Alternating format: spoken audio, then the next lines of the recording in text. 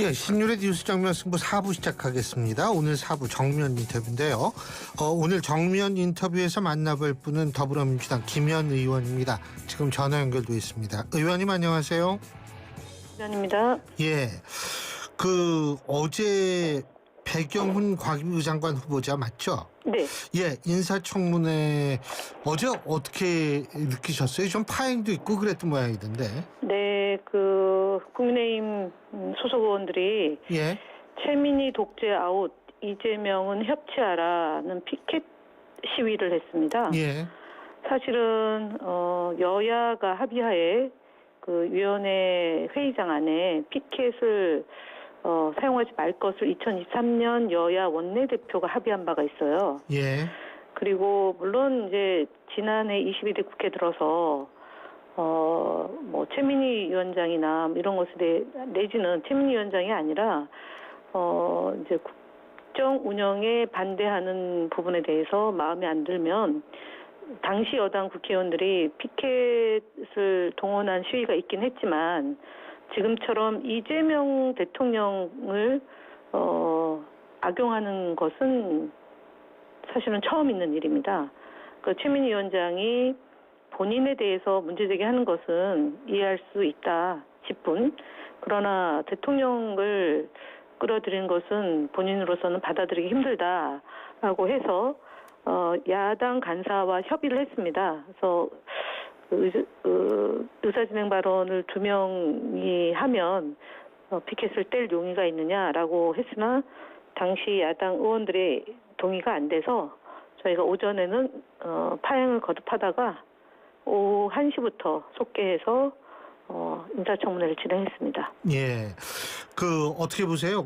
배경훈 과기부 장관 후보자 같은 경우에도 몇 가지 의혹이 제기되긴 한 모양인데. 의혹은 제기됐으나 예. 특혜지 않습니까? 병역 중에 학위를 받았다고 예. 했는데 2003년부터 2008년까지 했고 그 중간에 중단된 기간도 있고요. 논문을 굉장히 여러 가지 논문을 제출을 하고 공부도 열심히 하고 본인으로서는 일당 100의 일을 했다. 그리고 게을리하지 않았다라고 소명을 했습니다. 그럼에도 불구하고 야당에서는 문제제기를 했지만 오늘 청문 보고서 채택 만장일치로 처리했습니다. 네. 예. 거의 이제 다 끝났네요. 네, 그렇습니다. 근데 다른 내각 후보자들 중에 조금 여론의 주목을 받는 후보자들이 있지 않습니까? 네, 몇 분 계시죠? 예. 네. 근데 민주당은 전원 생존한다 이런 주장하는데 동의하십니까?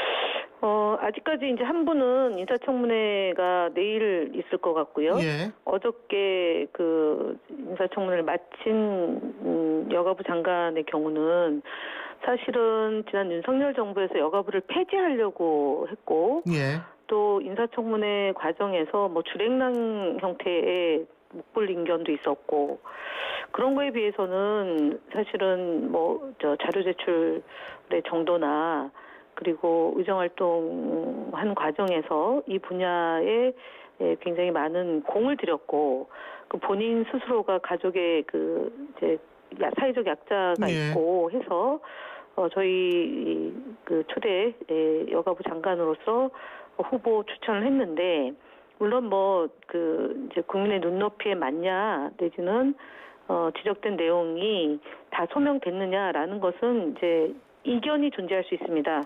그러나 장관으로서 직무를 수행하는 데 있어서 현재와 미래로 제가 볼 때는 결격 사유에 해당하지 않는다는 생각입니다. 그리고 당도 그런 입장입니다. 그러니까 갑질 의혹 제기는 어느 정도 인정이 되지만 네. 그것과 직무 수행과의 관련성이라는 거는 그렇게 커 보이지 않는다. 이렇게 그렇습니다. 정리해도 될까요? 네.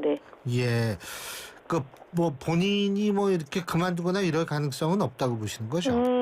개인의 선택은 아니라고 봅니다. 어쨌든 인사권자의 권한이고요. 예. 그리고 당으로서도 사실은 인수위가 없는 상태에서 지금 숨가쁘게 달려오고 있지 않습니까? 그리고 여가부는 앞서 말씀드렸던 것처럼 상당 기간 장관이 없는 상태로 지금 진행돼 왔고 그리고 뭐 명칭 변경에 대한 의견도 지금 나오고 있는 거 아닙니까? 그래서 사실 스포트라이트를 받았던 부처이고 그리고 국민의 입장에서는 되게 이제 아픈 대목이라고 보여집니다. 그래서 더 많은 그 지적이 있었고 또 감당해야 될 내용도 있었는데요. 어저께 전반적으로 강선우 후보자가 사과할 부분은 사과하고 그리고 소명할 부분은 소명이 됐다고 보여집니다. 자, 우리 김현 의원님이 방송통신위원회 여당 간사시니까. 네, 과학기술정보통신위원회입니다. 죄송합니다. 네. 아, 근데 여기 이름을 좀 줄여야 되는 거 아니에요? 과학기술정보 인공지능부에다가 방송통신위원회까지 가기 때문에 더 길어질 것 같습니다. 아유, 예. 네. 아니 근데 방송산법 이거 이제 국회 상임위 통과를 했죠, 그죠? 네, 저희 상임위 통과했고 지금 법사위에 계류 중에 있습니다. 근데 이제 이번 달 안에 본회의에 통과시키겠다 이런 거 아닙니까? 이번 달은 이제 2, 3일 날 본회의가 예정돼 있고요. 8월 4일까지 지금 8월 4일 하루 더 있습니다. 그래서 23일 날 처리할지 아니면 8월 4일 정할지는 지도부의 판단이 작용할 것 같습니다. 근데 국민의힘의 반발이 굉장히 크던데요. 글쎄요, 반발을 하시는데 첫 번째로는 국민의힘이 방송 3법과 관련해서 법안을 상정하지 않았습니다. 그러니까 법안 자체를 내놓지 않았다는 의미로 말씀을 드리고요. 지금 방송 3법은 사실은 이제 예를 들면 KBS 이사가 11명인데 7명은 정부 여당, 그다음에 4명은 야당 이렇게 이제 추천하게 돼 있지 않습니까? 이제 국민의힘의 판단은 나중에 혹시라도 본인들이 집권했을 때 방송 장악을 할 수 있는 그런 기반을 계속 유지하려고 하는 생각 아니었겠나 싶습니다. 그러니까 정치권 몫을 4명, 그다음에 4명인데 지금 방송 3법으로 보면 정치권 몫을 저희가 줄였습니다. 그러니까 그 부분에 대한 그 저항이고요. 그러니까 4명에서 2명으로 준 거에 대한 이제 반발이고, 그리고 두 번째로는 그 지금 마땅히 그 국민의힘이 이 국면에서 특검 국면에서 본인들의 목소리를 낼 만한 주제가 없잖아요. 그러니까 이제 그 주제 하나로 방송을 뭐 장악하려고 하는 거 아니냐라는 그런 레토릭으로 지금 활용하고 있는 것 같습니다. 그리고 그러니까 여당을 공격하기 위한 주제로 활용한다 이거죠. 네, 그렇습니다. 그 정치권 몫을 줄이는 것. 여기 그러니까 11명을 13명인가요? 그렇게 늘리는 11명, 그러니까 KBS의 경우는 11명에서 15명으로 늘리고요. 그다음에 박문진 MBC 경영을 담당한 이사 선출은 9명에서 13명으로 늘리는 거고요. EBS 교육방송도 9명에서 13명으로 늘리는 겁니다. 그렇군요. 그러니까 여기 13명 중에서 정치권의 퍼센테이지는 작다 이거죠. 정치권 40%입니다. 40%. 나머지는 시민단체, 학계, 뭐 언론단체 이런 건가요? 그러니까 시청자위원회라고 방송법에 정해진 지금도 있죠. 방송법에 정해진 시청자위원회에서 추천하는 분이 2분이고요. 그다음에 종사자 대표로 해서 임직원 중에 과반수 이상을 얻는 분들 중에 이제 KBS 경우 3명, MBC의 경우는 2명. 그다음에 이제 미디어 학회, 3학회에서 2분. 그다음에 법률 대표로 이제 협회에서 2분 이렇게 이제 구성하는 걸로 했습니다. 실은 앞서 말씀드린 정치권 플러스 방통위에서 다 결정하던 거를 이제 40%는 정치권, 60%는 이제 국민에게 돌려드리는 방식으로 경영자를 뽑는 그런 제도 개선을 한 거고요. 그다음에 이제 보도국장 임명 동의제를 도입해서 사실 YTN의 경우는 보도국장 임명 동의제가 그동안 있었던 것을 없앴단 말이에요. 그래서 이 부분을 다시 복원시키는 거하고 그다음에 의무화시키는 제도적 장치를 만든 겁니다. 특히 권력 재채기 시기에 이사를 교체하고 사장을 다시 이제 마음에 드는 사장을 내려보내는 식으로 그동안 이제 보수 정권에서는 운영을 해 왔는데 그 부분에 대해서 제도 개선을 한 거라고 보시면 될 것 같습니다. 그 법률 단체에서 2명인가 한다고 네, 그러셨잖아요. 대한변협하고 민변. 대한변협이요? 네. 하고 민변 네. 각각 하나씩이요. 네, 네. 근데 그것도 예. 공정성하고 투명성을 확보해서 민주적 방식으로 추천하라는 것으로 저희가 방통위 규칙으로 정하려고 합니다. 근데 그 규칙은 이제 각 단체가 개별적으로 자체적으로 정해야겠죠, 그죠? 정하고 마지막 단계에서는 방통위가 역할을 하게 돼 있기 때문에 그냥 위인 설관으로 만약에 이사를 추천을 하면 그 부분에 대해서는 계도를 할 수 있을 거라고 보여집니다. 알겠습니다. 저 이진숙 방통위원장 문제는 어떻게 풀릴 것 같다고 보세요? 이진숙 위원장이 오늘도 이제 국무위에서 필요에 따라서 국무위원회에 출석해서 발언할 수 있는데 대통령께서 필요하지 않다. 더 이상 그런 판단이 들어서 이제 오늘부터 국무회에 배석을 못하는 걸로 됐는데 아시다시피 2024년 7월 31일 날 첫 취임하고 출근한 날이군요.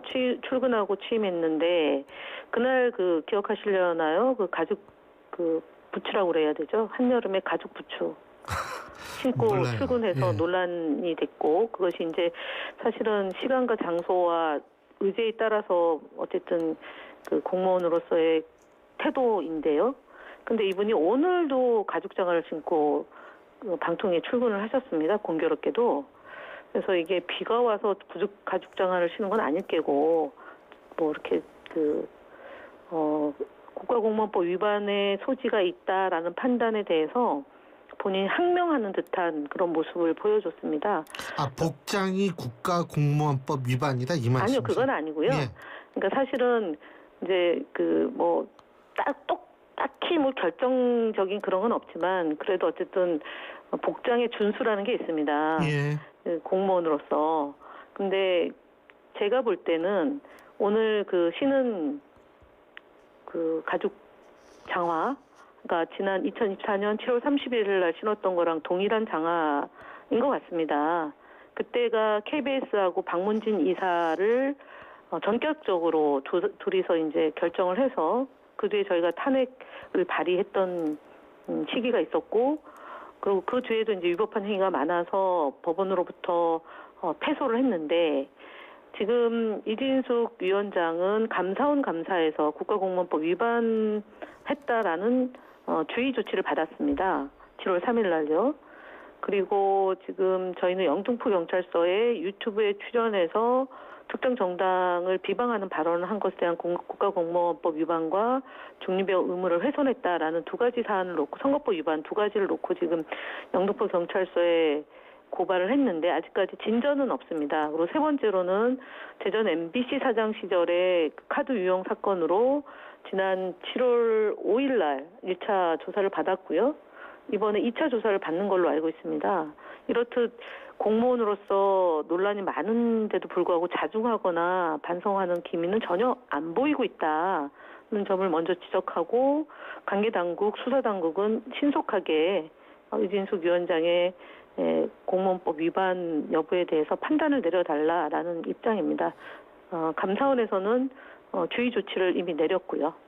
근데 그 이제 판단을 빨리 내려달라라는 건 판단 여하에 따라서 이진숙 위원장의 직무를 계속할 수 있는지 없는지가 결정된다 이렇게 이해하면 되는 겁니다. 사실은 그래서 방통위 설치법에 보면 탄핵과 자기 의사에 이제 그만두는 거 하고 별도의 직무상의 의무를 다하지 못했을 때 면직되는 그 조항이 있습니다. 직무상의 의무를 다하지 못한 것은 앞서 말씀드린 국가공무원법 위반이라든가 다른 법률에 의해서 직무상의 의무를 다하지 못했을 경우에 적용이 되기 때문에 지금 말씀드렸던 것처럼 감사원 감사는 사실은 체제 감사원장이잖아요.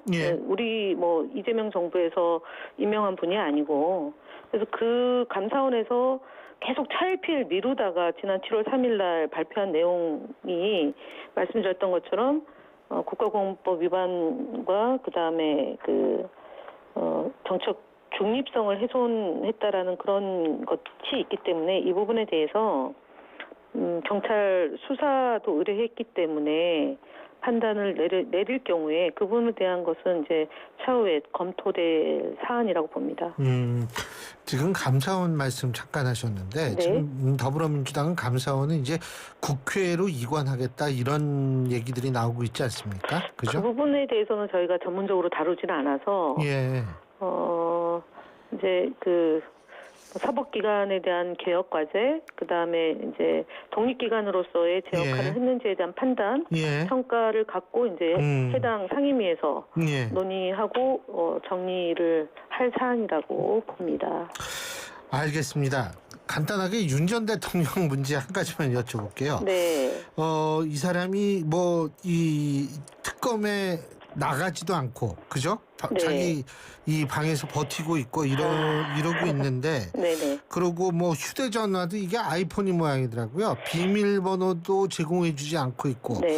그래서 아마 특검은 그냥 기소할 모양이던데 어떻게 보세요? 글쎄요, 지금 내란 우두머리로 구속됐다가 이제 판사의 판단, 정말 국민들이 납득할 수 없는 희한한 판단으로 잠시 밖에 나와 있을 때도 사실 건강에 아무 이상이 없었던 전직 대통령이 공문을 보낸 거에 대해서 출석을 거부하고 건강 문제를 내세웠지만 저희들이 볼 때는 정말 어이없는 변명이다는 거고요.